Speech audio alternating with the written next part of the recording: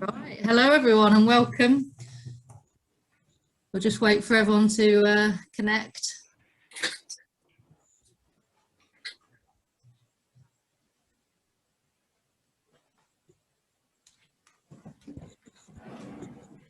All right, thank you for being on time and raring to go on a nice sunny day. So I think what we'll do is crack straight on and hopefully you enjoy the event and gain something from it. So this is the launch, the official launch of the Bank of Good Practice for the South East Active Mind Network. I thought in my introduction that I'd give you sort of a little bit of background to the network, and then I'll move on to kind of the Bank of Good Practice, how it came about, a little bit about sort of how that came together, and then we'll hand over to our presenters to take you through 4 of the 7 case studies that have been produced, and sort of talk about the ins and outs of those.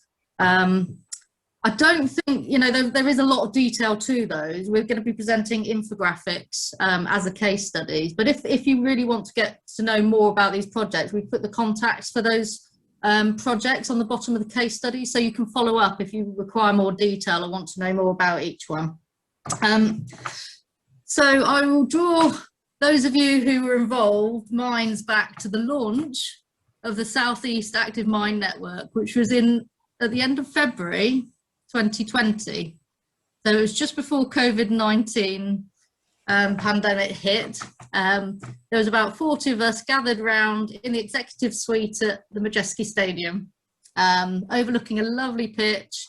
And the aim of that event was to get together, to meet partners, to network, to share good practice, to really work out what we wanted this network to do, to be, and why it was in existence. And obviously, you know, we had some great discussions, we had, you know, some really good games, we did some speed dating, but none of us knew on that snowy morning that actually the COVID pandemic hit, and none of what we discussed has actually come to fruition because of the pandemic.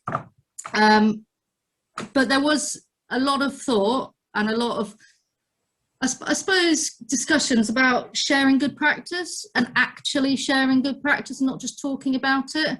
So we've taken that forward, and that's kind of led to this project where we put an innovation fund bid in to create 7 cases of good practice which combine physical activity and mental health and mental well-being, and share what we've learned, share what we did, share why we did it, share the need, and hopefully help inform others who are looking to work or currently working in this area. So we work with the 7 counties in the southeast, and a colleague of mine, Richard, has been working with each of them to create these cases of good practice, and I'll draw him in now. It's Richard, who will just tell you a bit about how we gathered these and how they get put together before we actually sort of go through each of the case studies. So Richard Claydon, are you there? I am, thanks Lucy. Morning everyone. Some of you will know me already from the interviews and putting the case studies together. Essentially what we did was each of the partners identified the project they wanted to work on, which brought about the combination of physical activity and mental health, and benefited the community. We arranged interviews with each of them, pulling in together the active partners and obviously the leads of the projects and how they work together, with a variety of questions to try and pull out the key themes from the projects. So hopefully you'll be able to see from the visuals, the infographics, the sort of journey we've tried to capture in these interviews in terms of an overview, a lot of the sort of insight that came about to make the project happen and to initially bring the idea together. There's detail about the project itself, but also looking at what were the keys to making it a success, what were the best practice they wanted to share. So hopefully, you know, it's the vision element, and it'll pull out the key points, but obviously the presenters today will be able to elaborate on that and give more of the detail.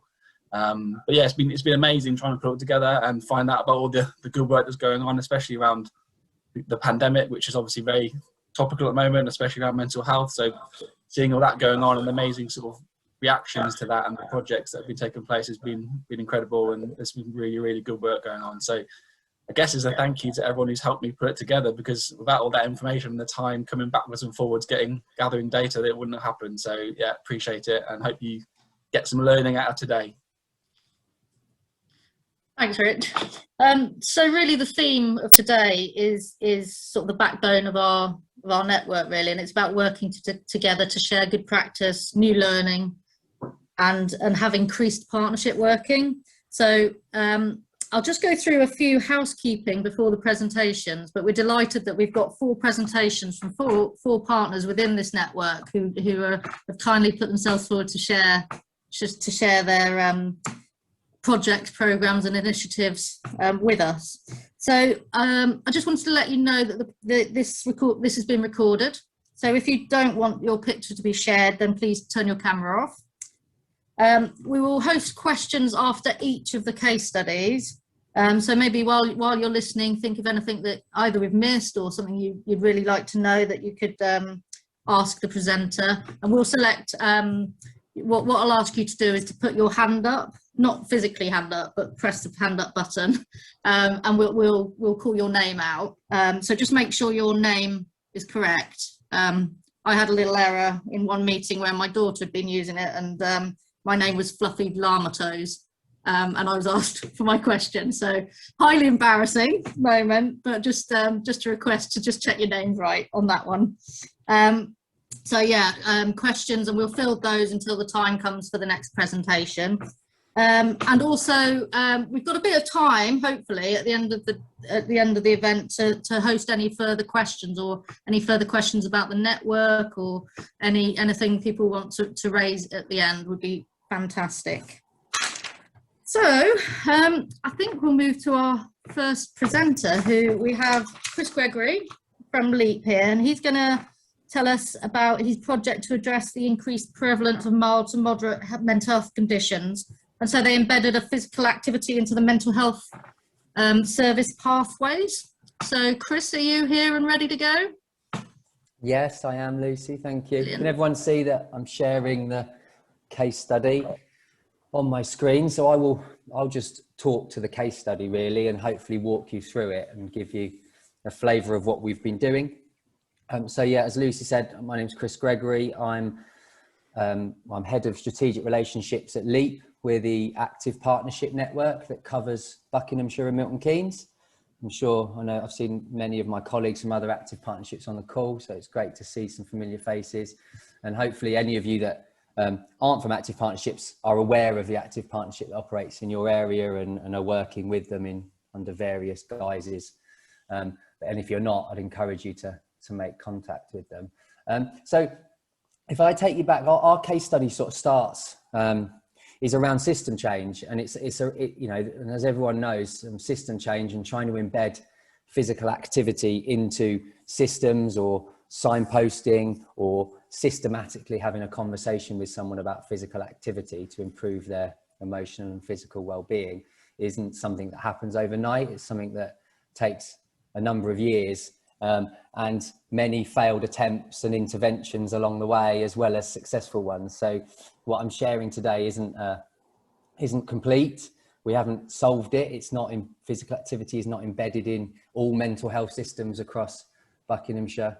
But we're on a bit of a journey, and we think we've got some learning and some stuff that we wanted to share that hopefully will help a number of you in the room along a similar journey, depending where you're at. So we started our involvement, or the case study starts probably nearly 3.5 years ago now. So it's the autumn of 2017. And I think that's roughly the right date. It might be a year or so out, but it's certainly been a sort of a 3.5 year journey. And we were looking at what our organisational strategy would be for the next 4 years, starting from the following April. And there was lots of evidence starting to emerge, or it's certainly coming onto our radar, around the benefits of physical activity, regular physical activity, to emotional and mental well-being. And whilst we were exploring what our priorities would be for the coming year, we came across some local stats and data via our partnerships with our public health and our clinical conditioning partners and teams. And Mind had just released their some of their Get Set to Go findings from their from the first pilot they did around physical activity pathways from mental health services into physical activity programs. And yeah, it really captured our attention and our interest. And then we were looking at the local data around mental health prevalence. And you can see in the case study on the first slide, there's sort of just some of the headline stats that we came across. We had an increase in mild and moderate mental health conditions, and the prevalence of that had been increasing since 2015 across Bucks and Milton Keynes, a steady increase year on year.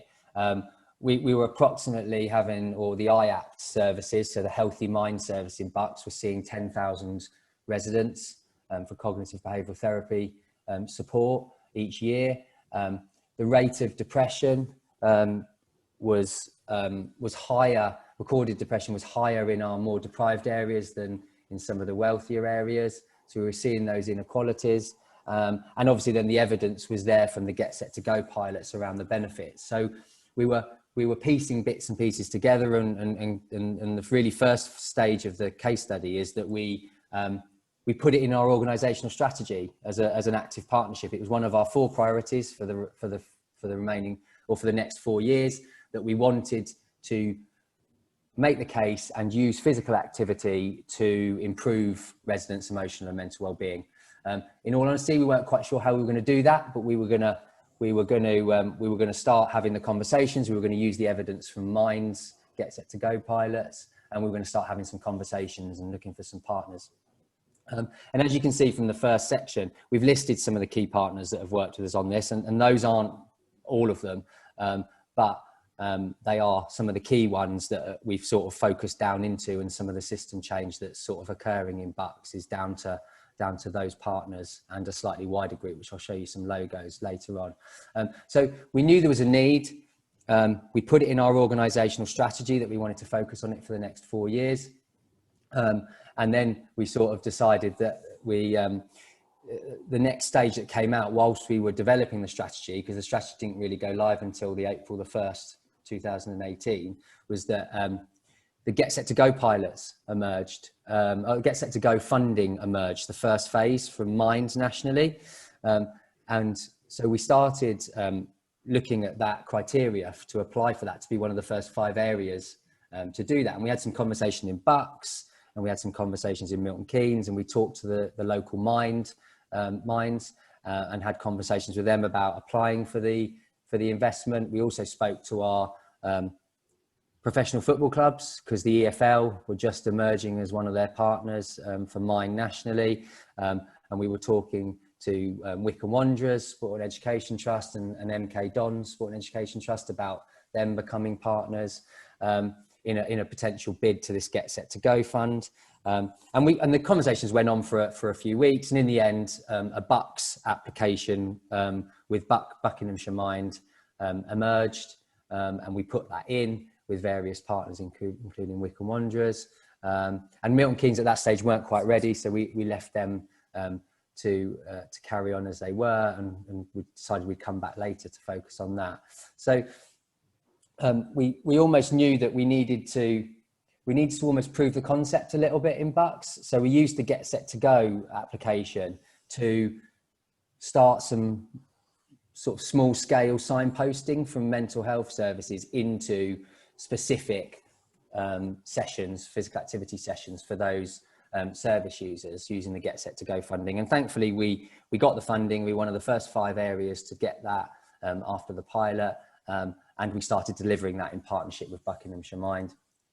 And that was really useful. What it really helped us do was build a relationship with Buckinghamshire Mind and build a relationship with some of our key delivery networks and gain their confidence in delivering to this population, these residents. Allowed us to test. It didn't all go swimmingly and perfectly. Some of the Get Set to Go stuff we set up hasn't worked. The majority, 3/4 of it did, and is still going, or will be still going once face-to-face activity can return. So we set up community-based sessions that mental health services could signpost to, and we then worked with all our deliverers, so our coaches and instructors, and we got some training, used the Minds mental health and sport and physical activity awareness course to train up as many instructors and deliverers as possible. Not only the ones who were delivering on the Get Set to Go program, but wider, to try and just increase the awareness and understanding.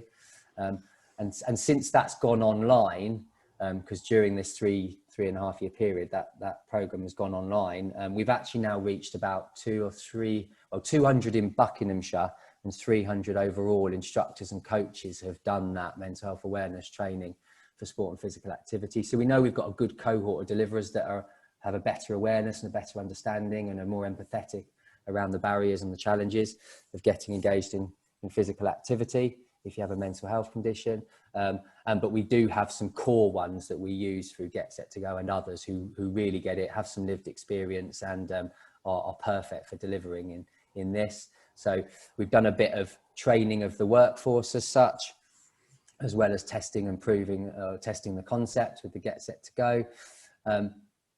And whilst this was all going on, so we were doing the Get Set to Go program, and as I said, you know, we had some ups and downs in it. It didn't all go perfectly, but what it did do is started to get us involved in other conversations around mental health, and we managed to bring some of the partners into the physical activity strategy group for Bucks and Milton Keynes, which is led by our public health team, and it's a strategy that looks to embed physical activity in the health sector and health networks, and we managed to encourage some of the health partners and from the mental health partners and service providers to come and join us on that group. And when we were action planning for that strategy on an annual basis, we managed to get an action in there around embedding physical activity into the local IAPT service. And Joseph, who was from Healthy Minds, he agreed to take on the action. And so that meant that it was his responsibility to help move that forward, which was perfect because he had to get sign off and approval from his IAPT teams and director to make that happen. So he owned the action, which was great. And then 6 months passed and we hadn't really done anything on that action. And I guess the pressure was ramping up on Joseph every time there was an update asked for at the quarterly meeting. And eventually he came to me and said, come on, we've got to do something around this. I'm ready now. Let's start exploring how we embed physical activity conversations and signposting to opportunities in the IAPT service, in the Healthy Minds service in Buckinghamshire. Which was great, and it was brilliant. It was almost like a hallelujah moment for me because I've been talking to partners about this for sort of a year or so.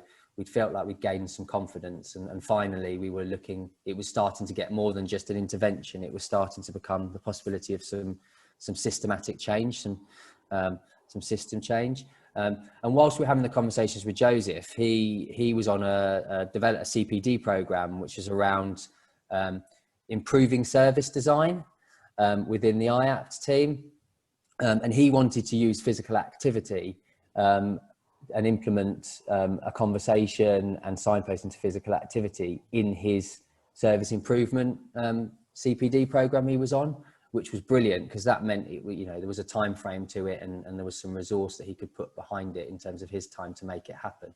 And at that point we involved various partners, as you can see down here. So we had, I involved the clinical commissioning group at that point because they had a training team there that could do some training for their therapists. Because I didn't feel like it was the place for me to deliver that training. It would be better placed if we got a health professional and particularly someone who'd worked in the mental health services to deliver that training. And it just so happened that in the clinical commissioning group, they had an ex-Healthy Minds employee in the training team who was interested in physical activity and offered to deliver some training. And we used the training based on a program that's happening in Bucks, Oxfordshire and Berkshire at the moment called Active Medicine. It's very similar to moving medicine and uses all the evidence around the benefits of physical activity on health. And it's very closely linked to the clinical champions training, which is the GP training that goes on. and nurses training around signposting to physical activity. So we slightly tweaked and adapted that training, and we were all set pre-COVID to train all 120 therapists. But at that point, it was sort of decided we'd better put that on hold because it was booked in for March face-to-face training. And obviously IAPTs were needing to readapt their services to online and adapt to everything that was going on in the pandemic. So it put a little bit of a halt to it this time last year.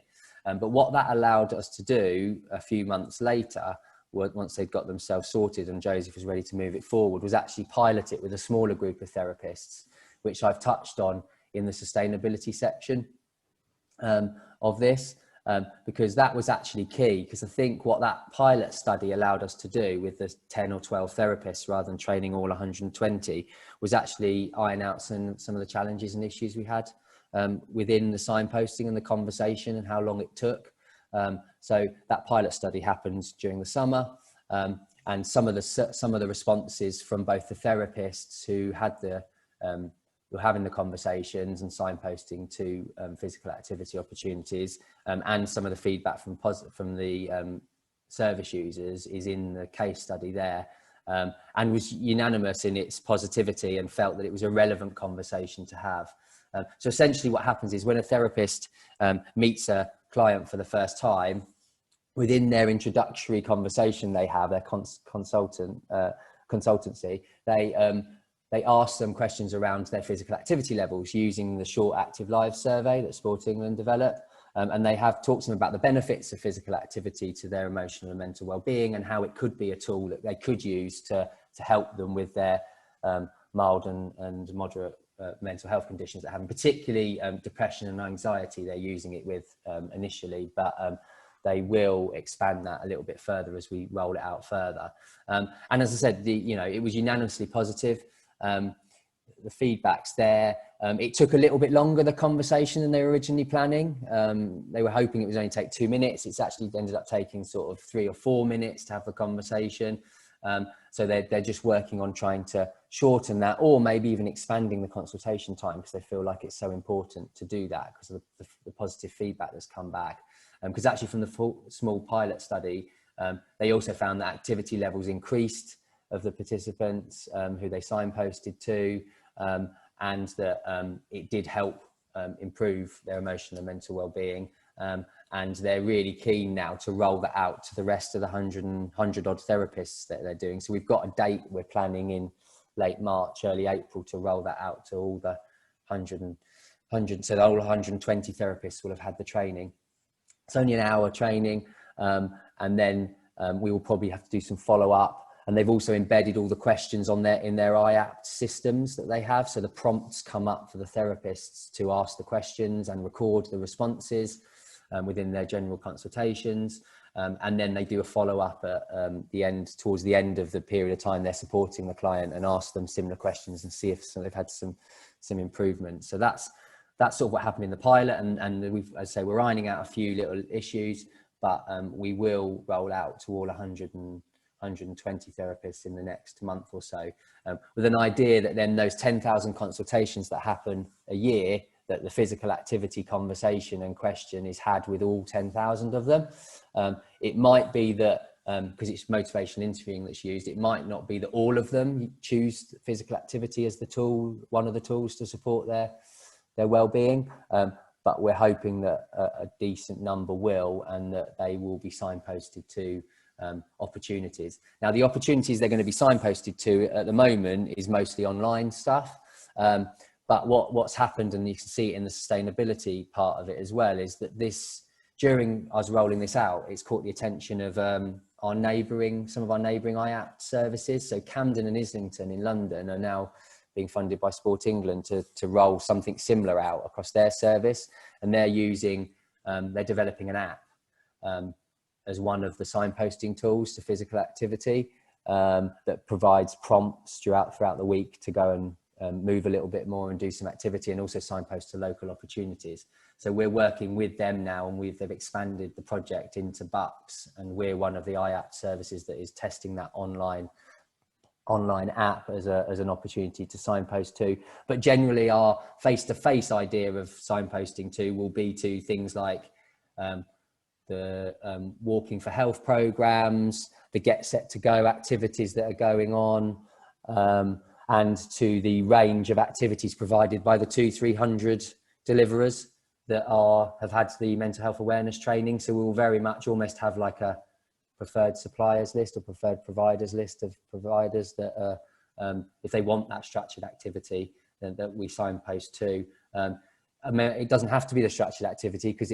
physical activity is as much is important to do, built into your everyday life. So just generally walking more, traveling actively, and generally sitting less. So part of the conversation is aimed at that rather than just the structured activity. So that sort of gives you a flavour of what we've been doing with the IAPT team. You can see the 6, we've highlighted at the bottom the 6 key things. So priority, so we had a strategic priority in our own organisational strategy. We managed to get it in a county strategy for physical activity and get ownership by one of the mental health providers, and that was key because they took ownership and they were getting the reminders and the prompts to say, have you done much on this? The collaboration and sharing the success, it takes a long time to embed this. It's taken 3.5 years, and we're only just at the stage of getting it into one of the systems around mental health services. But these partners here were key. Wick and Wanderers provide some great community opportunities to signpost to through their programs. UK Coaching provide the training. As I said, the clinical commissioning group have been helping us train the therapists. The public health team in Buckinghamshire Council matched funded some of the system change work and some of the Get Set to Go programs. Obviously Buckinghamshire Mind helped us deliver the Get Set to Go program and continue to bid for money like Tackling Inequalities Fund and other funds to keep and to grow their offering around physical activity. And then the Bob ICS, which is the Buckinghamshire, Oxfordshire and Berkshire West ICS, Integrated Care System, through the Active Medicine Programme. They were the sponsor of that programme. So the training that's gone on for other health professionals and volunteers to signpost to physical activity from mental health services has been partly involved through them. So you can see there's a whole range of partners and that have made it happen. And I guess it was just our job as the active partnership to try and kick it off and steer it and keep it on track and try and bring as many of the partners along in the journey with us. But yeah, I'll probably leave it there because that's probably a lot of information, but feel free to have a look at the case study. And then, yeah, if you've got any initial questions or you want to come back on further things later on, then my contact details are both at the bottom of the case study and I think on the website as well. Is that okay, Lucy? Is that? Yeah, thanks so much, Chris. That was great to take us through the process and all the different elements of the project. If you could unshare, that'd be great. And then we'll field questions from all our attendees today. So if you've got a question, if you raise your hand on the reactions, and then we will ask your question. All right, so we have a first question from Loretta. So if you'd like to unmute and ask your question, Loretta.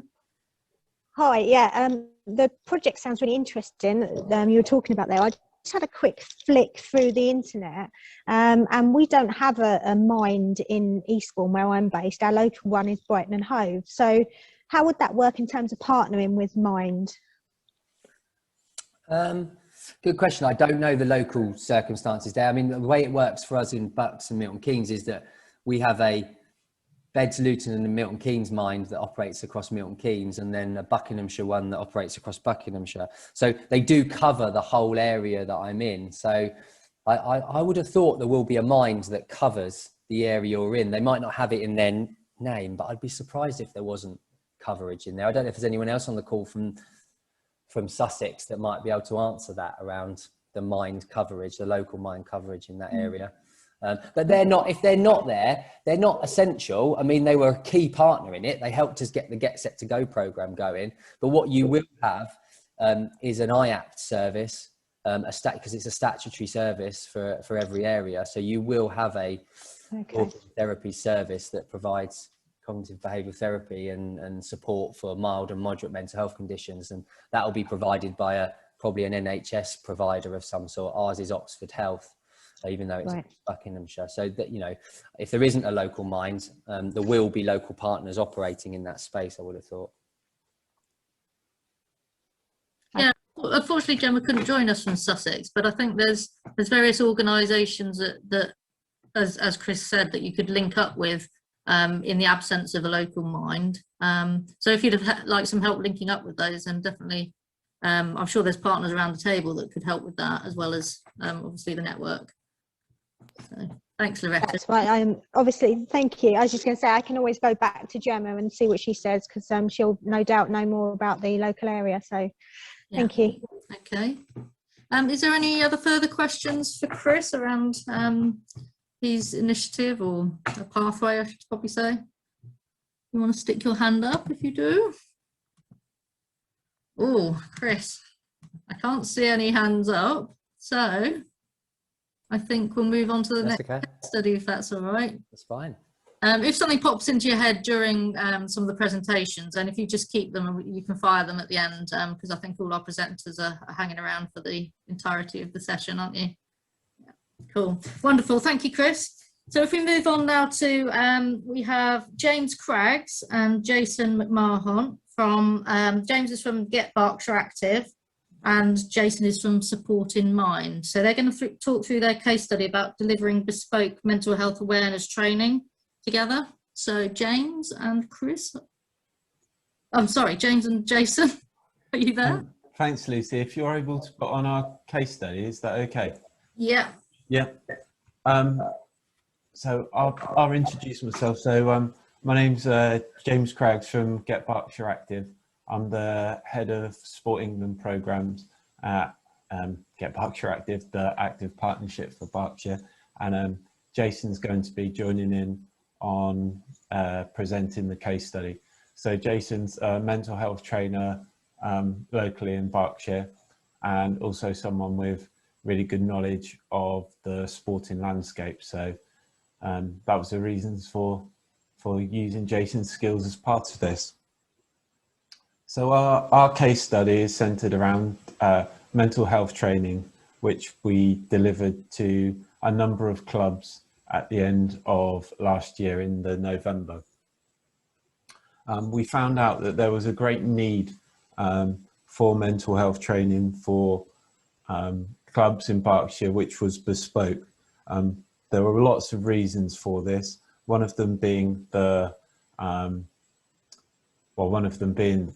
pandemic, and the reason that normal service wasn't happening at clubs. So in terms of people using sports clubs, clearly they're a great centre for delivery of sport, so delivery wasn't happening as it would do normally, but also in terms of the social interaction. So we're very much told by clubs that we were working with that there was a need, hence why we decided to deliver the training.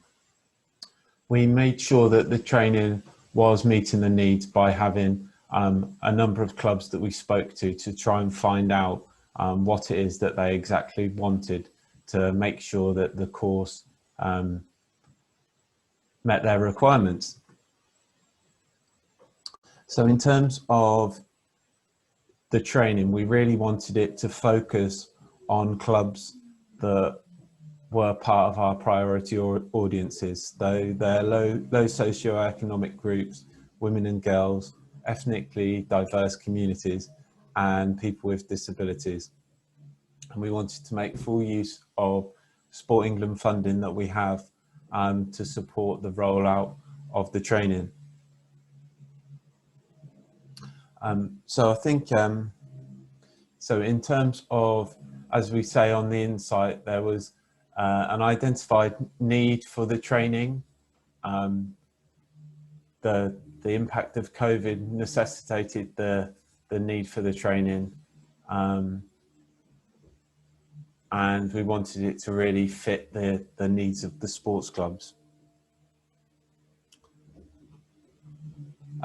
So if I introduce, hopefully Jason's there. If not, I'll carry on myself. So in terms of in terms of the training, Jason is a mental health trainer with lots of lived experience in terms of working within Berkshire Rugby in the club environment for many years, and also someone who's had lots of lived experiences in terms of that made him the best deliverer for us to go with.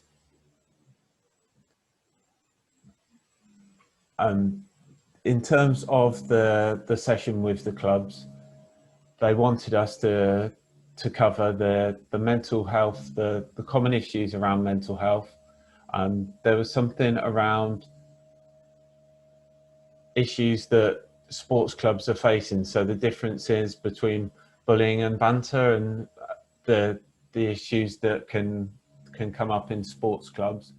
They also wanted us to how do you go about approaching those difficult conversations and making sure that you really listen to people in your sports clubs and the communities within sports clubs, around seeing the signs of recognizing mental health issues that people might be facing, but also we wanted to be able to provide some signposting of people to go to, or further accessing information that people could go to after the session. And Jason was able to put together a pack of information and have lots of guidance that people could go to afterwards. So in terms of the session, it really did meet the outcomes of the people that attended the course. So we had really good feedback in terms of the session, the delegates and the people from clubs that went to. And if you can just scroll down to show some of the outcomes.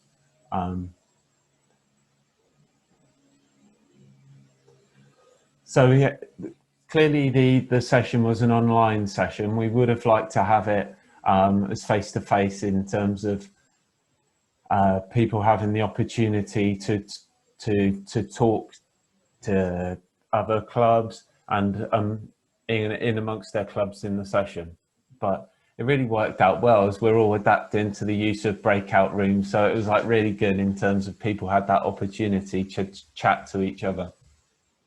So I had 14 delegates who attended from a wide range of clubs across the county, focusing on those target groups. So clubs that worked with people from low socioeconomic groups, people with disabilities, ethnically diverse communities, and women and girls. So we really sort of covered geographically the landscape in Berkshire, but also the groups that we wanted to support. And yeah, it was pretty overwhelming in terms of the improvements, in terms of the knowledge of the delegates from before the session. So we had a initial survey and questionnaire that went out to them before the session and also after it. And the qualitative and the quantitative numbers of how much they feel that they had increased their knowledge through the session was pretty amazing, really. So I had really good comments about the session, and I think that was really helped by Jason's lived experience, that he was able to have that mental health awareness training, but also that lived experience and that knowledge of the sporting landscape that really benefited the session and the delegates. So it sort of really led us onto a good stepping stone into what the next stage is going to be. So we've had the mental health training, and the next stage is that mental health is going to be a key element of our strategy that we're putting together in line with Sport England. So it's going to be one of those key themes that go across all of the strands that we're working on. So that's both starting life well, and right through to the active aging work that we're doing. So mental health is a key theme that we're going to be stretching right across our strategic intent. So following on from the training that Jason delivered, we're going to be putting together, or in the process of putting together, a mental health calendar of training, so that we can even reach out to those target audiences even more and provide the training that they need. So we're going to have a real calendar of support for our targeted demographics, and that's going to be something that we're going to be delivering across the next 6 months. So that could be some elements which the local other active partnerships can tap into, and would be really keen for you to access that. And yeah, hopefully what we're going to provide is really going to meet people's needs. So that's what we would like to do, in the process of doing it. Yeah, and it feels like it was a really sort of successful session, and we found Jason as a deliverer that has that lived experience, but also that knowledge of the sporting landscape, which, yeah, meshes it all together in hopefully a really nice way. Brilliant. Thanks so much, James. Unfortunately, Jason didn't join us on the call, so thank you for taking us through that yourself. I'd like, yeah, if we could move on to any questions that people have from James about the programme. Oh, we have one from Adam Godwin. So if you'd like to unmute, Adam, and pose your question for James, that'd be great.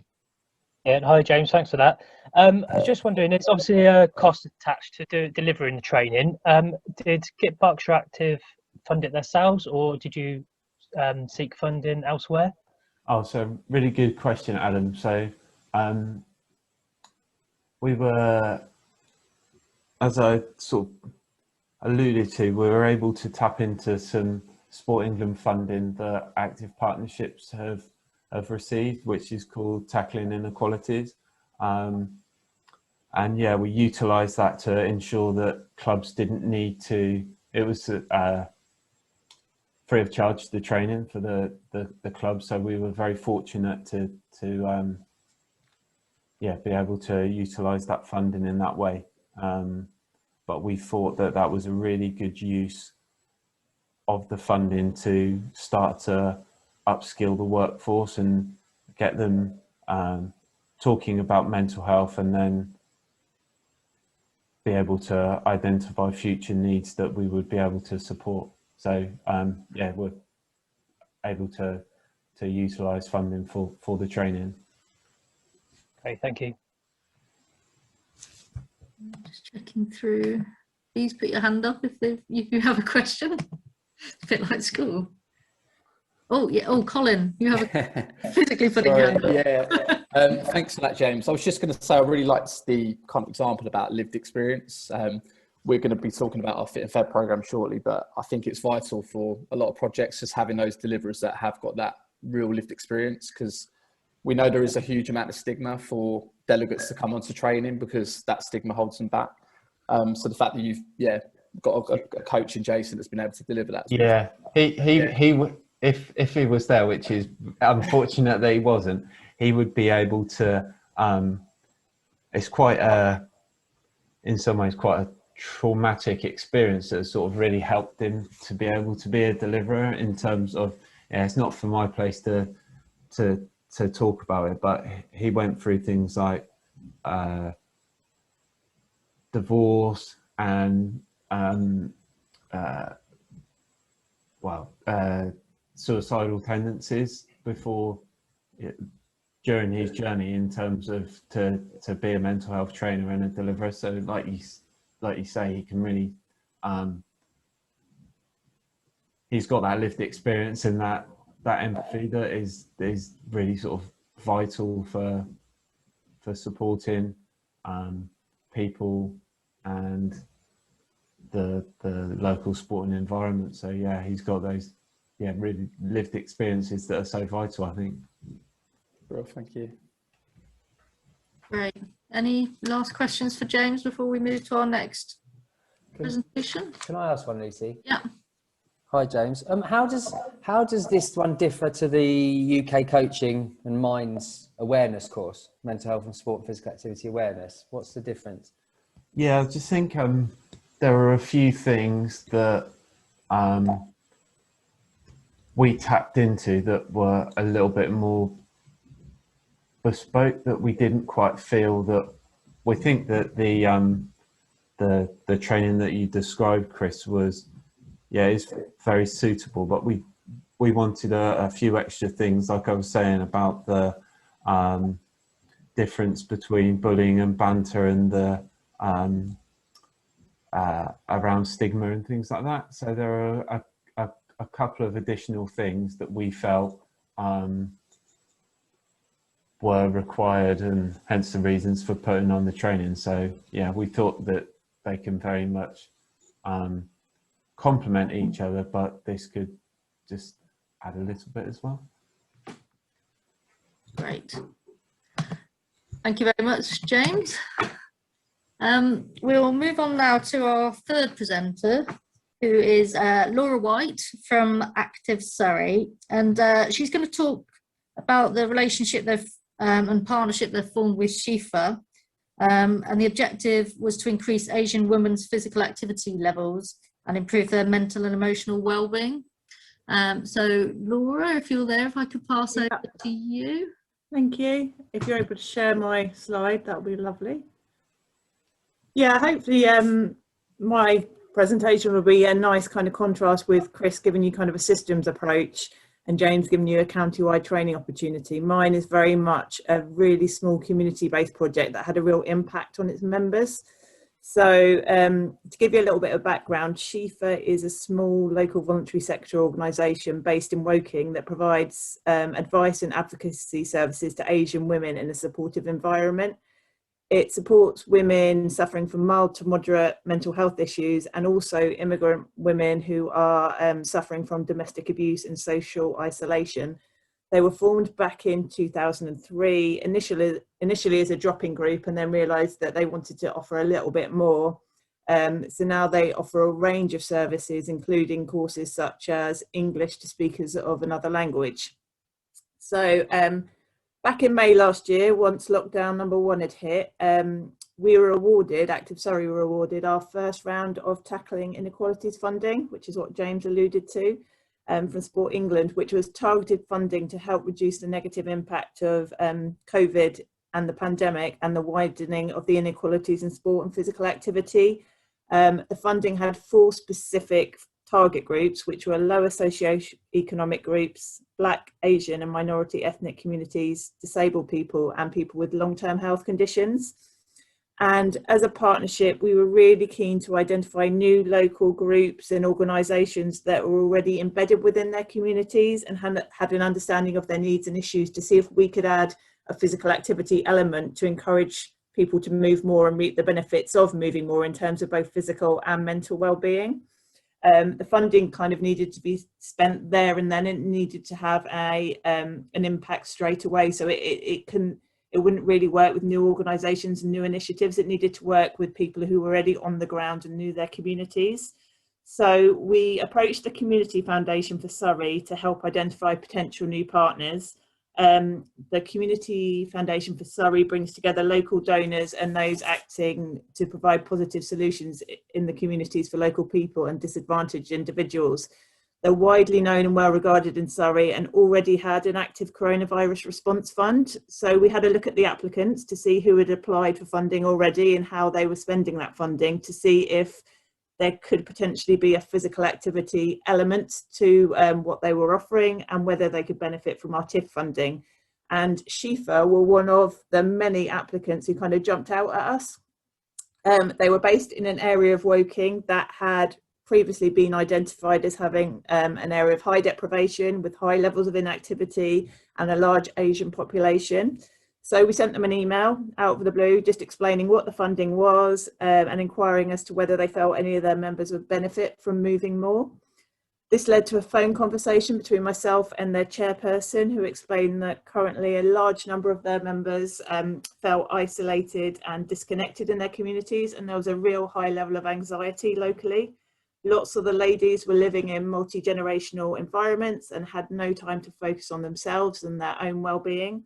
So pre-lockdown, they'd been running quite a successful little yoga session in one of their community centres, but they'd had to stop that as a result of COVID. They'd recently started a virtual yoga session, but it was only catering for a few women, and they had a waiting list of more who wanted to do yoga.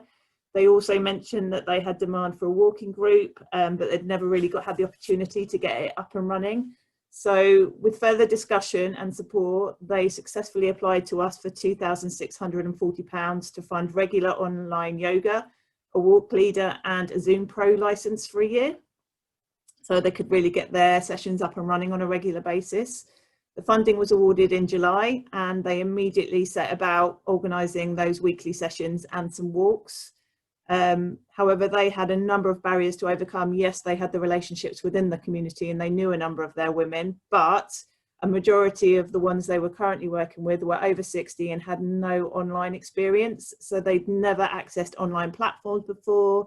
They also spoke a range of different Asian languages and found it hard to set aside any time in the day for themselves, and didn't really value setting aside time for themselves and the importance of that for not only their own mental well-being, but ensuring, you know, the happy family home. So this is where I think Shifa's clear understanding of its community and their needs and issues made such a vital impact with this project, one that I doubt we could ever have made, or any other organisation who kind of stepped in could have made, because they really understood their people and they took the time and effort to give them a really kind of one-to-one approach. They regularly called their members and supported them through getting online, talking them and even some of their family members about how to get them online using their phones or whatever device they had. With some of the ladies, they were sending them pictures of what button to press. They were phoning them, telling them what button to press. Once they'd worked out how to do it, they'd forgotten by the next week, so they were having to do it again. They gave them, you know, a real supportive hand in getting them online. The women themselves were encouraged to log on to the yoga 10 minutes early, so they could have a little chat first and just see how each other were doing. And as a result of that, they requested to have a second, what they called coffee and catch-up session on another day. So the yoga led to a social session on another day where they just logged in for an hour and had a chat, which was, again, lovely in terms of their personal well-being and being able to connect and feel part of a community. And socialise a little bit more. So the additional skills that some of those ladies learned about connecting to the outside world and learning how easy it could be was just absolutely transformational for some of them. They just didn't realise they were capable, and they used those skills, you know, to phone other families and friends and join in other activities too. So those skills are just, you know, a godsend for a lot of those ladies. The yoga sessions themselves remain really popular. And many of the women, obviously still in lockdown at the moment, are taking part with their children or even their grandchildren. So it's kind of become multi-generational. It's also led to an additional seated yoga session because one of the ladies had a disabled daughter who wanted to take part but was struggling. And a number of the other ladies were kind of saying, oh, it'd be good if we could do something for you. And you know, they had other family members with long-term health conditions or limited mobility. So they started a seated yoga session that, again, has been really well received. The walking group between lockdowns, when they were allowed to do socially distanced walks, again, apparently proved really popular. They only ever had small numbers. They only had kind of up to about 6 ladies, but the impact of those walks on those ladies' lives, the stories they can tell you, you know, no surveys were done, no questionnaires were taken. It's all based on the stories from individuals, but the feedback and the stories those ladies give are just so heartwarming. You know, it's a social highlight of their week. They don't get to speak to anyone else all week. It was so nice to get out. It's given them such confidence to speak to others. They've met other people in their community they wouldn't have usually met. They don't speak English as a first language. They've got really low confidence levels. It's lovely to come out with someone where they feel safe to go out with. So again, the walks have proved a real success, and I have had to go back on hold at the moment, but hopefully we'll start again. And unfortunately, Sima, who runs this element of the Shifa project, isn't here today. She's such a lovely character, but she can tell those individual stories so much better than I can. But to give you a couple of examples, there's a couple on, I think it's lower down on this, or is it higher up? I can't remember. On the case study, here we go, participant stories. These are two of many. I've got lots of others as well, explaining what a difference the yoga and the social connectedness have brought to them. But another couple of examples was a lady in her early 70s with a long-term health condition and two disabled children. She had no time for herself. She used to come to the yoga sessions when they were face-to-face, but hadn't been doing anything virtually, and the yoga had provided her only respite during the week. So they phoned her, they got her back on to doing the yoga virtually, and her daughter said that the sessions give her mother a chance to offload and feel calm, and she's seen a real difference in her mother since she's been attending, which, you know, is fantastic. And another lady in her early to mid 60s who had arthritis, she used to be a volunteer for Shifa at one of their drop-in sessions, but obviously with no face-to-face delivery, she hadn't been volunteering anymore. She hadn't been mixing in the community. She hadn't been going to the gym to help manage her arthritis. So she joined the yoga session, and not only did it help manage her arthritis, but she said that I'm very thankful and appreciative she was, and that the yoga sessions had really helped her with her mental health. So, you know, those kind of stories you can't really show in statistics, but they're showing that how this project has had such an impact at that local level because of the hard work that Shifa has put in to support those ladies. And going forward, post lockdown 3, fingers crossed, we really hope the sessions will continue on a face-to-face basis. It might be a blended experience with some still doing some virtual stuff because they just can't allocate the time in their day. But they do have those new skills and confidence now to be able to do it, which is amazing. And hopefully we can kind of work further with Shifa to offer additional things and upskill those ladies in the importance of being physically active, both for their physical health and their mental well-being. And we've managed to instill just a little bit of behaviour change with them to get them moving more. So yeah, that tackling in the inequalities fund, has made a real impact just on that one small target group. And that's me done, Lucy. Great, thanks so much, Laura. Thank you for taking us through your programme with Shifa. It sounds really impactful at a very local level, which obviously the Tackling Inequalities Fund is aimed at. But it's really nice to hear about those individuals benefiting from the work that you do and you have done. So thank you for sharing that. If you have a question, please raise your hand, and we will. I will spot you out and ask you to have to say your question. I can't see any hands at the moment. I had a quick question that popped up, if you don't mind, Laura. No, go for it. I think I can see someone else with a hand. Oh, can you? Is someone waving? Is that Kev? Kev, I saw your hand up. Yeah, he's got a thumbs up. Oh, sorry, didn't spot you there, Kev. It's all right. I'm easily missed. I'm so indistinguishable. Yeah, Laura, do you include any gardening projects within the realm of physical activity? We don't at the moment, but we happily would. Anything that gets people moving more makes us happy. So yes, we would. It hasn't something that's come to light so far, but yes, going forward, that's definitely something we'd look to work with. I'd probably I'll do this separately, but there's a lovely project in Reading which is called Big Gardens, and it's based around the Asian community, although it's open to all, and it gets people together socially separated. They can work on separate raised beds and bits and pieces of other projects, and it's really taking off now, and I think there'd be a great example for other areas to follow. Yeah, in Surrey we're very lucky. We've just received some funding for green social prescribing. So that's prescribing to the outdoors, and part of that is gardening. So hopefully that's something we can develop further within Surrey. But yeah, it's definitely something that we'd encourage and endorse. Absolutely. Thank you, Kev, for that question. I think Liz has a question, and we'll move along across to Lorraine. Yes, just on that point, Sport in Mind have got an allotment project in Newbury, and we've just got a new one in Reading. So there's those two as well on offer. One in Surrey now, please. Yeah. It sounds like we should link you up with James from Active Get Berkshire Active and link all the different projects together. So we'll make sure those introductions are made. Brilliant. Thank you. Lorraine, if you'd like to. Oh yes, hi there. You know, I was interested when you sort of talked about the language barrier, because clearly, you know, communication is such a difficult issue if someone has English as a second language.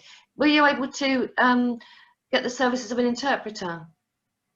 Actually need to in the end. We were lucky, partly because of lockdown. They had a number of them had family members around them, so we actually had children and different people translating for us. Oh, yeah. And we also had the Shifa team is made up of a range of women from different backgrounds. So again, we were kind of using a few of them to help deliver the yoga sessions. So the yoga teacher would explain an activity, and then one of the Shifa ladies would explain it as well. So, and they kind of muddled through as well, which they were quite happy to do. So yeah, we got there, but they kind of did it internally within themselves. We didn't need to employ someone in the end, which was lucky, because obviously that's, again, it's another resource to try and find.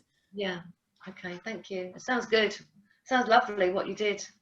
Oh, it was. Like I say, if you meet Thyma, who actually runs the project, like the stories she tells, it's just amazing. I can't take any credit for it. The work they do on a one-to-one basis to get those women active and to get them engaged is fantastic. Thank you. Thank you, Laura. Lucy, we've just got a question in the chat as well. Oh, okay. Which is from Katie Gumbrell, saying, will this project be able to continue when funding runs out? Are there any plans for succession? Yes, we very much hope so. We haven't actually managed to identify an additional funding pot yet, but we very much hope that we'll be able to help support the sessions. And obviously, if we can make it affordable on a pay and go basis, if those ladies can afford some form of contribution, and then yes, we'll do it that way. But if not, we'll try and find alternative ways to do it. But no alternative funding pot has been identified yet, but the funding they got initially, they've managed to stretch out so well anyway, that hopefully that will keep them going for at least another 6 months. Great. Right, thank you very much, Laura. We'll move on to, we're running way ahead of time, which is probably going to be a first. We're going to move across to our final case study, actually. So we probably planned to finish a little early. I think 2 hours might have been a bit ambitious for this. So I've got delight to introduce you to Colin Rouse and Seb Tidy. We got his name right in the end, because you I were did. Tiley, Apologies. I got his name wrong on the agenda, so sorry about that, Seb. And they're going to be talking about their Fit and Fed programme and the partnership working to pull that together in the COVID-19 pandemic. So over to you, Colin and Seb. Brilliant. Thank you, Lucy, and lovely to meet everyone today. And again, it's been great to listen to obviously the conversations that the case studies we've heard to date. Just a couple of introductions, obviously, before we start. So as Lucy said, my name's Colin Rouse. I'm one of the directors for Change Your Minds Kent. So we're a very small CIC based in Thanet. So we're closer to France than probably we are to London. We always like to put that one in there. And I've got my glamorous assistant, Seb Tidy. And you've probably noticed we've got a bit of lockdown hair on the go. So I do apologise if our hair looks a little bit kind of flustered. But with Boris's announcement, I'm looking forward to a very few weeks' time when we can actually get that cut. So Seb, did you want to introduce yourself, Seb, before we kick off? Yeah, so I'm Seb Tidy. I work for a CIC called Active Community Solutions, and we basically partnered with Colin to help with the running of the programme, and I kind of took charge of the operations side and a lot of the partnerships.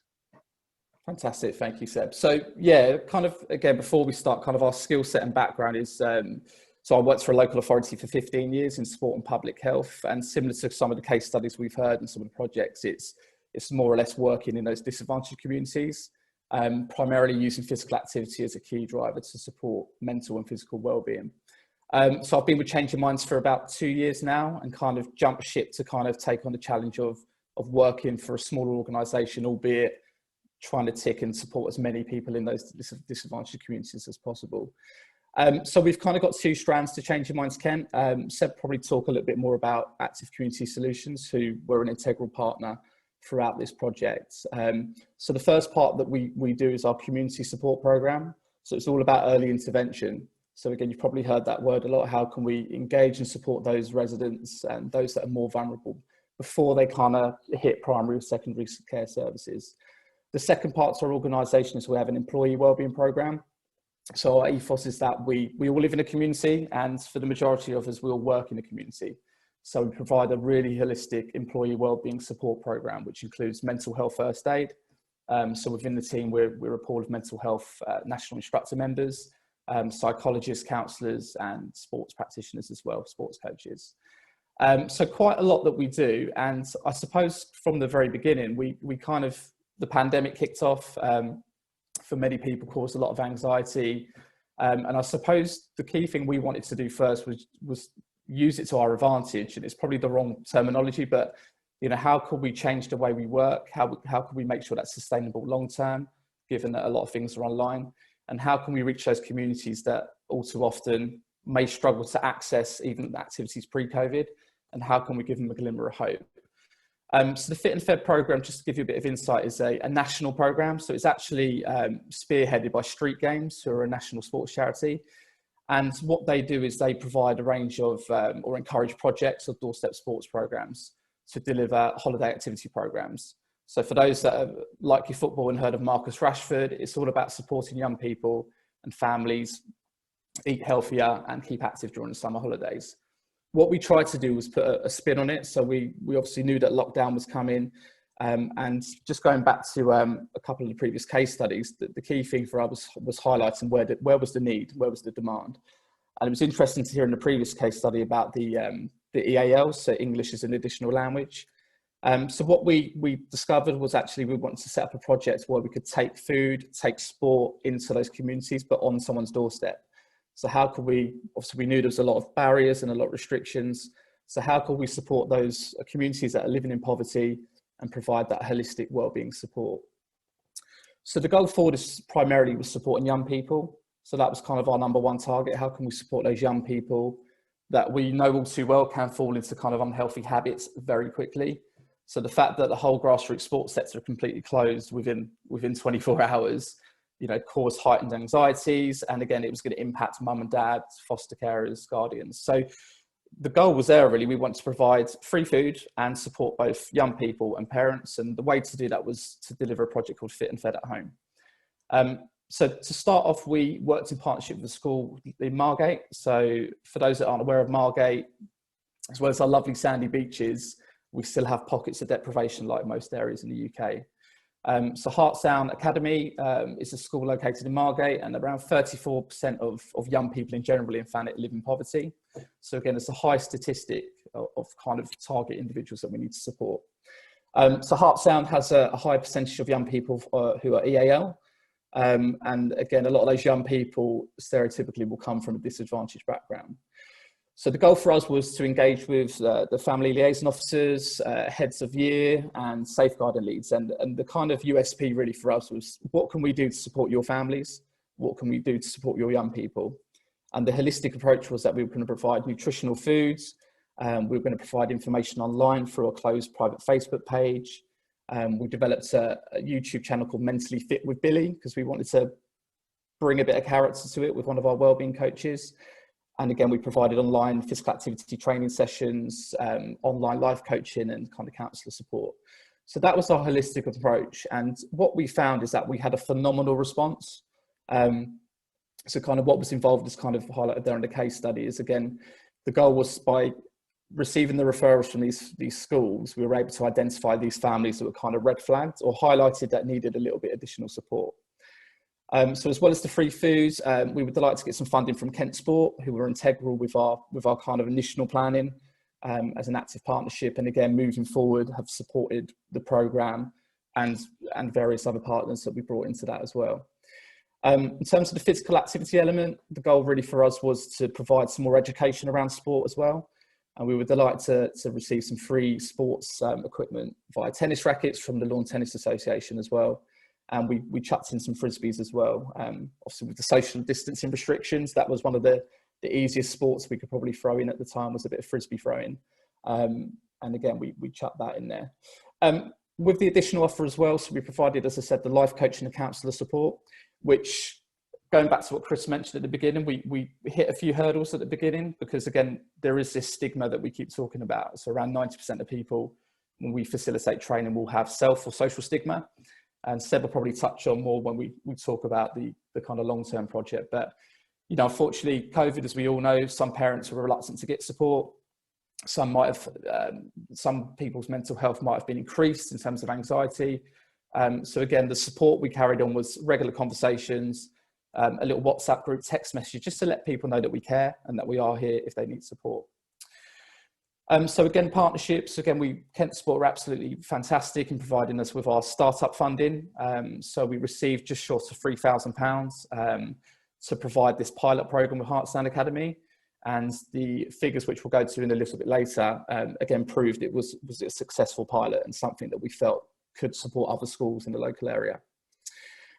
Kind of building on that, we brought in Active Community Solutions, which is Seb's organisation, and the goal really for us was how can we ensure we sustain this provision moving forward.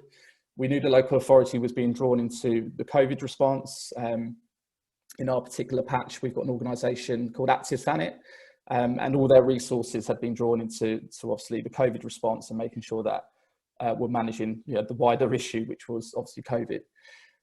So we've got an excellent relationship not only with Kent Sport, but our local district council, Thanet, as well as our county council.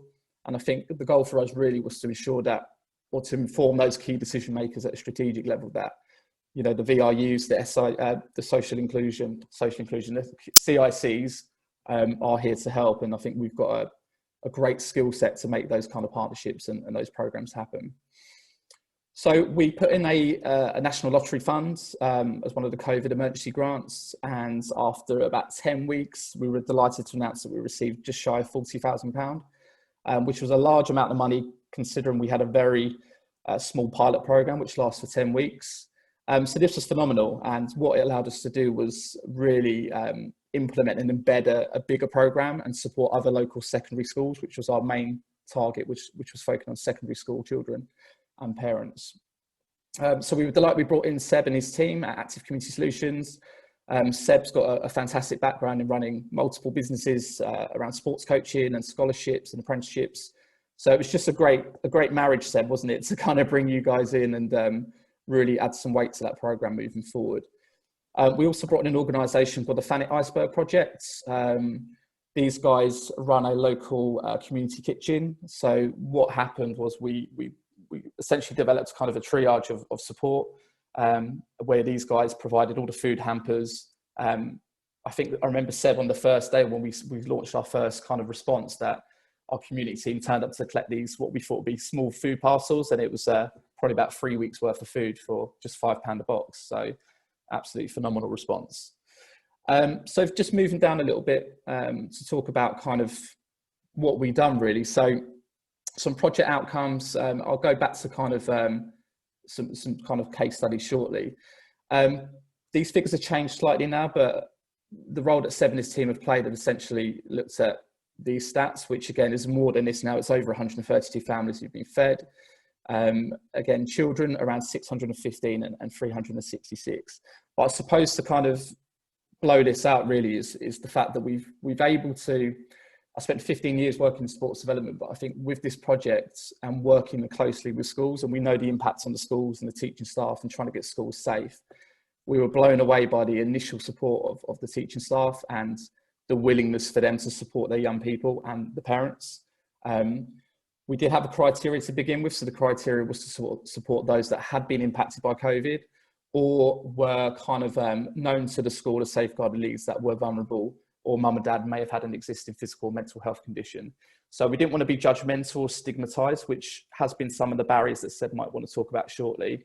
But equally, we wanted to make sure that those families where behaviours might be a little bit harder to kind of support were given that support. I'll probably bring a Seb now. So again, with the lottery funding, as I said, we brought in just shy of £40,000. And the goal really now is to take this project on a notch. And I suppose I'll bring you in, Seb, to talk about the impacts of the big lottery funding. Yeah, so I'll go through in a bit more detail kind of the programme and the challenges we had. Obviously, as soon as we started, the plan was that we were going to run at central locations to the area. So, for example, we worked with some schools in Ramsgate, and we were going to run a physical activity session after school that we would be inviting the families to. So the school would refer the families. We'd have around 20 to 30 families a week coming to the school to take part in some physical activity, which would be for the parents and the children. It would just be kind of fun-based activities, kind of going in a little carousel type approach to get people enjoying playing sport together and encouraging the children and the parents to kind of do some physical activity together as well. And then the idea was at the end of that session, they would collect their food parcel. The food parcel would then have some kind of little recipes inside it relating to what they were getting that week. The Iceberg project were really good in what they provided. Like Colin said, the first week, Andy, who was going to be delivering the food, turned up and found out he could only fit 2 boxes in his car, and he had to get 25 that week. So we had to adapt and change quickly because there was a lot of food provided. And then the idea was really at the end of the session with the families was just to have a quick chat about the kind of mental health, but in a way that we're just going to ask how's everyone getting on with lockdowns that had just finished at the time, how had it affected them, and to kind of use that to say we've got support available here. If anyone wants to come and talk to one of us, they can come and talk to us because we've done our mental health first aid training. So we were just going to then signpost them if they needed it. So the idea was then we'd probably hit 20 to 30 different families every week, and we would change the area that we worked in after 6 or 7 weeks to be central to the schools. So that was the plan. And then about 2-3 days after before we was about to start, we went into a lockdown again and we weren't allowed to put anyone together. So we had to quickly adjust and we went to physically delivering the parcels. So we were getting the referrals from the secondary schools. We were then, GDPR caused us a lot of problems with this because obviously they couldn't give us the information to contact them without permission. So it meant that schools were having to contact all the parents they wanted to refer, or some schools kind of went with a self-referral scheme. So they send a letter out to all the parents that were able to join the programme and they had to self-refer, which ultimately didn't really work. And we think some of that is because of the stigma that they had to come forward to say they needed help. So what happened then was we got the referrals and we organised to deliver to the families on a Friday. The delivery package was their food parcel, which was also adjusted to how many were in the family. So the Iceberg project, we let them know. So some families were 2 parents and 7 children. Some families were just single parent and 1 child. So they adjusted the size of the packages compared to how many people were in the family, which was really useful. And in there was also a piece of sports equipment, such as a frisbee, a football, rugby ball, a little pack with some physical activities to do. And then what we done was asked the people doing the deliveries to spend 5 minutes with each family talking when they got there, just seeing how they are, how they're getting on, trying not to be too intrusive, but also trying to get some information out of them to see if they were okay or see if they were struggling. Billy, who was doing the delivery drivers, is a really bubbly character. He's really good at that and building relationships. So that was how we was trying to build relationships, which again is difficult in that short period of time. And then what we done was everyone that was on the program, we invited to join a closed Facebook group. We understood obviously this can cause some issues in terms of some people don't have access to it or some people don't use Facebook, but at the time we were like, this is probably the best way to create a sustainable support network. So the idea is they join the Facebook group And then on the Facebook group, we will post each week some recipes, encouraging the families to kind of share their recipes as well. And then Robin, who was one of the life coaches, each week would kind of post little videos, little bits of support, and also little polls to see how people are getting on and what they were struggling with, or what they maybe wanted some advice on, especially when a lot were homeschooling and stuff like that. So the idea was that Robin was available for a couple of hours a week for one-to-one meetings with all his family. So it was free. They got a lot of support. They could get some life coaching, some counselling if they needed it. So this is where we had a bit of a challenge of people not asking for the help. So we had to try and think of a way to solve that, which I'll come on to. And ultimately, the aim was, nearer the end of the programme, was to link with the local college, who have got the local college has got a big cookery school in it. It's really well known locally. So we were going to get them to run some events to help the parents and the families learn to cook off the basic food that they were getting delivered, to make healthy meals, because we're trying to ultimately create some sustainable long-term change for these families and the children. So we wanted to have the Facebook group going, so ultimately they could start to become a support network to each other, sharing recipes, sharing ideas, and then posting things on the group that we can. And what we also did to try and help the physical activity was we linked with outside partners that were running live sessions. So they were signposted towards the other company I run, a sports coaching company. We were running 12 live sessions a week for free. So they were signposted towards going to those sessions, as well as like some of the local football clubs were running free sessions live. So we kind of signposting people there to try and get them to engage in the physical activity still. So some of the big challenges we had really were, when secondary schools got to the stage of they then had to start testing everyone, and also a lot of their children weren't coming to school. Schools basically didn't have staff to do the referrals. So a lot of the schools locally were moving all their admin staff to do their COVID testing. So when we was contacting them to say we need more referrals, they were basically saying we don't have time. So the referrals started to dry up. It was a bit frustrating with some of the schools, because they said they didn't think their families needed the support. So we then had to adapt again and partner with a lot more different organisations. So we went to the local football clubs, and the local football clubs were supportive, and they shared it with all their families and the families that were in need. And now we've just managed to open it up to the primary schools, which has been a bit of a game changer, to be honest. So the primary schools are just, they're so committed to it that we're getting referrals coming left, right and centre now. So there's been just over 130 odd families fed, and that's just under 1,000 people. We should at least double that within the next 6 weeks before the end of the programme, because we're getting 40, 50 referrals coming in per week, and we've only opened it up to a few primary schools, and we're going to open it up to more this week. But our then next challenge and target is, we don't want to be delivering just a food parcel and some sports equipment. We want to try and help with some long-term change to it. So that's our kind of next challenge, is making sure that we are helping people longer term. And hopefully once we're allowed to do some face-to-face delivery, that will get a lot easier.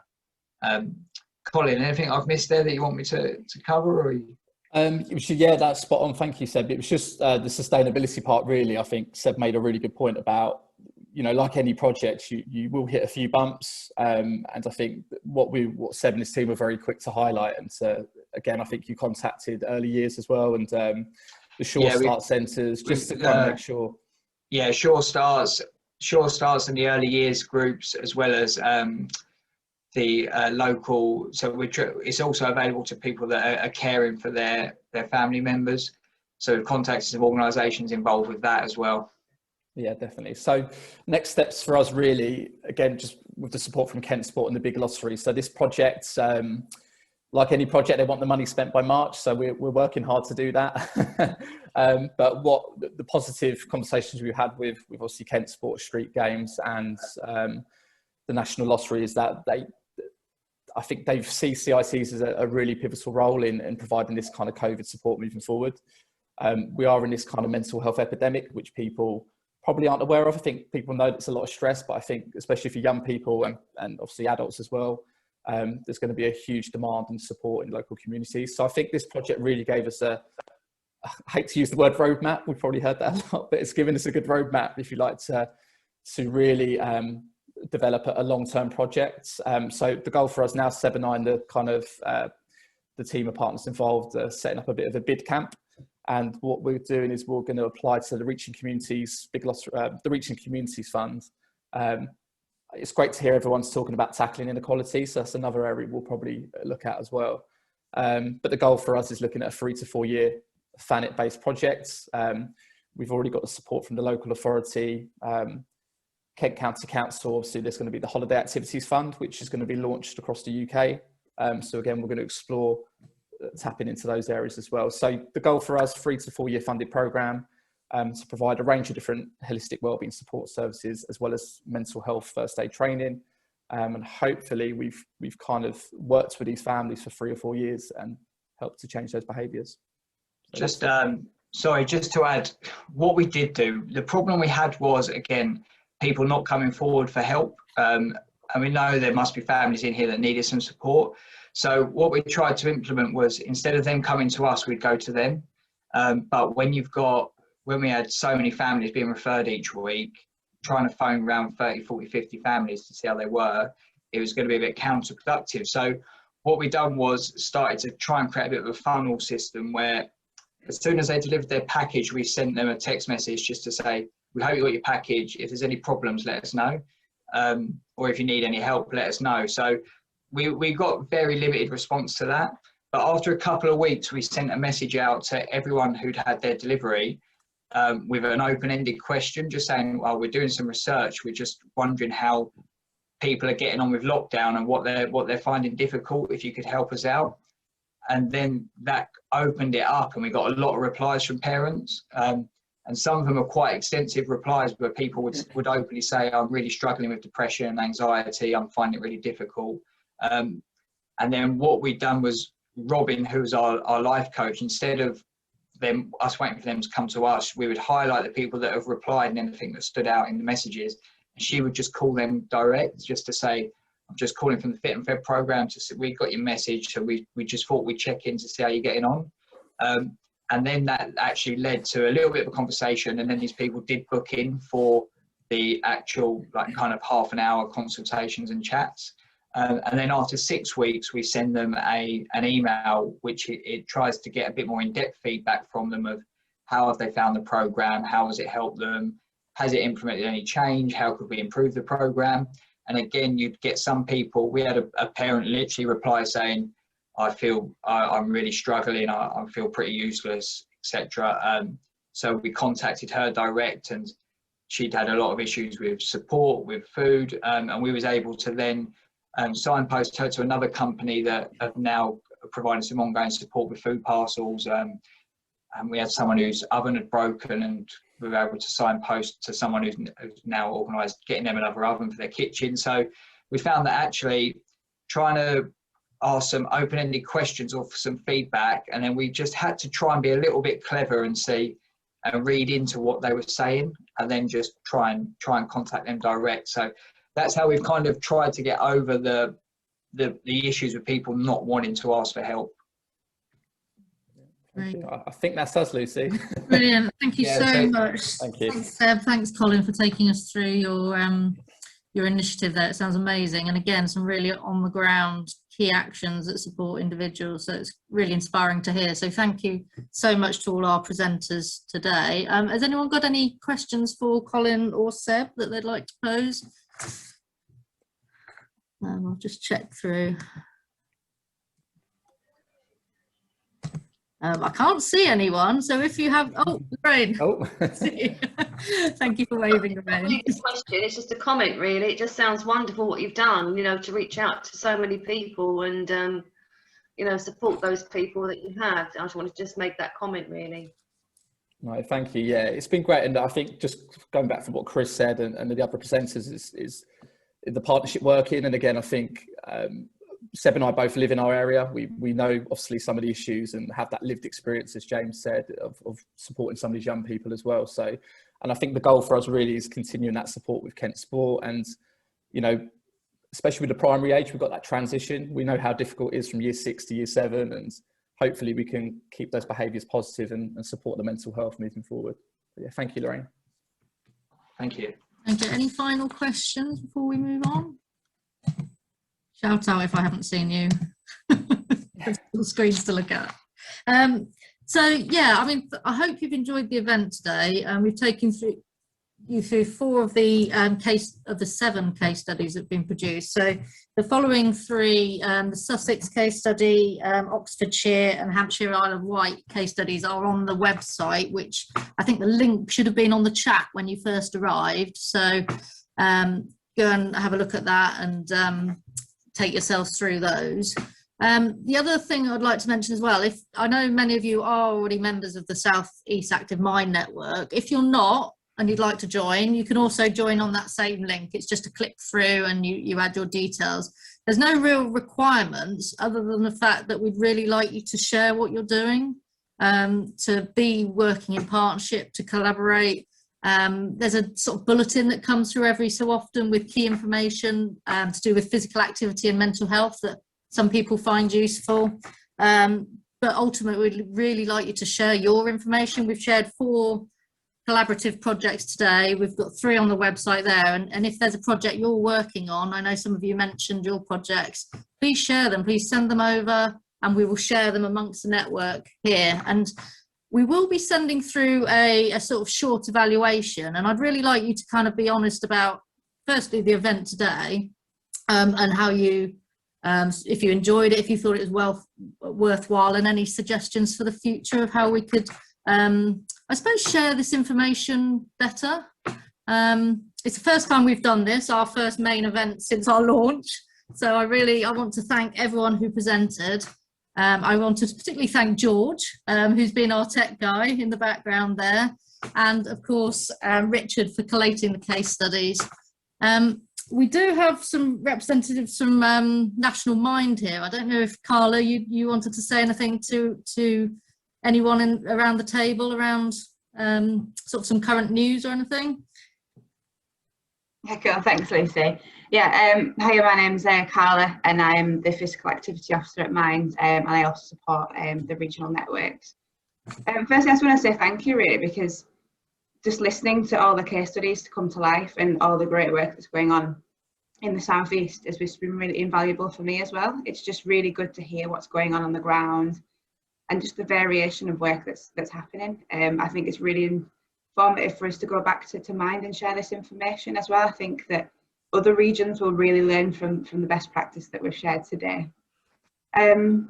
Just kind of, there's nothing massive to update from Mind, but we have launched an updated version of our e-learning, which is called e-learning plus. It's a more accessible version, but it also has some new content around mental health awareness, and particularly a new topic of when physical activity becomes a problem as well, which kind of links really well into our webinar that we're hosting next week, which is around when physical activity becomes a problem, and just really some tips and advice how you can support more people with mental health problems to be active. So I will send the link in the chat box. If anyone wants to kind of join in next week, that would be really great. But yeah, just a massive thank you for me. Like, I really appreciate having the invitation to join and kind of hear everything that's gone on. Thanks, Lucy. Great, thanks, Carla, for that. So we have arrived to the end of the event 25 minutes early. I don't know, I know you were all expecting to be here till 12. I put on their final questions, just so I thought someone, just maybe aside from the case studies, if anyone's got any comments or questions that they wanted to pose, because we've got, you know, a lot of really experienced, really knowledgeable people around the table here, and just an opportunity to maybe share some information or put something forward. So yeah, Anne-Marie, you've got your hand up if you'd like to jump in. Yeah, hi. I just thought, as there is such a lot of expertise in the room, I'm involved with a couple of local groups. One is the Reading Refugee Support Group and one is a new recovery college in Bracknell. And so where would we start? Because we can absolutely see the benefit, and you know, some of the case studies have been excellent, especially the one in Kent. But where would we make a start with this? Is there an obvious place, or do we just have to scatter questions widely?